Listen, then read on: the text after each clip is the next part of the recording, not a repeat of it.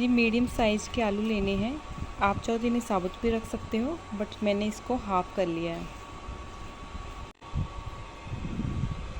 इसके लिए मैंने अदरक, एक टमाटर और कुछ हरी मिर्ची ली है। इसके लिए कुछ मैंने सूखे मसाले लिए हैं, जिसमें सरसों, मेथी, काली मिर्च और कलौंजी, 3 से 4 साबुत लाल मिर्च और एक तेज़पत्ता लिया है।